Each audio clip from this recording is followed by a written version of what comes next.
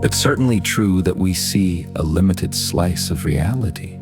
And your example from Flatland, yes, anything which moves as a gradient through time, we will not discern very carefully.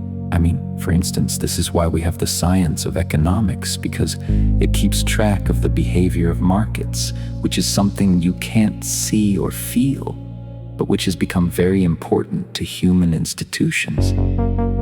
It's a fourth-dimensional factor that we need to coordinate into our planning, so we've created an entire science to study the movement and behavior of markets. One of the things I'm always trying to visualize what the concrescence would be like, even though I know that in principle it's probably not possible to imagine it.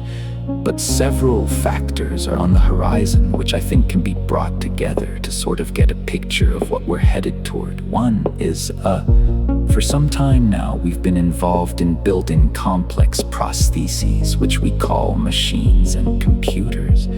They are part of us.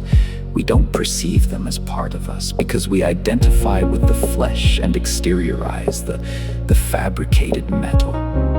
But in fact, they are a part of us as much as our political systems, our agriculture production systems, so forth and so on. So the animal body has reached the limits of its evolutionary ambitions. A cheetah can run 75 miles an hour, an elephant can lift 3 tons, and so forth and so on. To go beyond those capacities of the animal body, you have to make a marriage with mechanical things. So we are extending ourselves through the machines. Well, one of the things that these machines do is they're time compressors. You and I sitting here talking are operating at about 100 hertz. If we could be magically downloaded into a top-of-the-line computer, we would run at 800 megahertz. That means we could do 800 million more things in this moment than we can do when we're wearing flesh. So it may be that we will find a way to technologically stretch time, and this will become for us like a false eternity. You may have only 10 minutes left in your life, but it may be time enough to pack in all of human history from the fall of Rome to the present moment. So we are finding ways out of the 3-dimensional Newtonian prison, which says, life is narrow and confined and ends at the grave. We're doing it by becoming information that is freed from material. And somehow this allows us to make this ascent to the next dimensional modality. Information is not a time and space constraint the way we are. We talk about the difficulty of moving an object at the speed of light. Our entire planetary technology cannot achieve moving a marble at the speed of light. But we can move information at the speed of light, terabytes of it. We do this every day.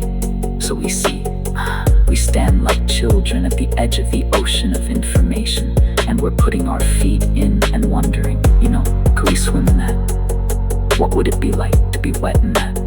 What would it be like to go into that new medium? A similar dilemma must have confronted the early amphibians as they stared at the land and said, could we leave the ocean? Could we go up into those places? Could we breathe air and actually make the transition to such a hostile and alienated environment as the land? And so, these are major symmetries. But in every case, the answer has been, you bet. And sooner or later, somebody did it. And then all succeeding generations have followed suit. What is fascinating about this particular transition is that we are conscious of the implications. We who will make the transition will, in some sense, some limited sense, understand its implications, where I don't think that was true for the animals that left the primordial ocean. They simply were behaving blind instinct and evolutionarily dictated behaviors. But the degrees of freedom accessible to us are so multifarious that we can actually appreciate for the first time our circumstance and our circumstances all inspiring. We're about to take the step out of matter. The planet is is on a collision course with the most profound event it's possible to imagine: the freeing of organic life from the chrysalis of matter. For a billion years, there's been life on this planet, but never life that could step outside of matter. But this is obviously what's in the cards, and we are privileged to be central to that event.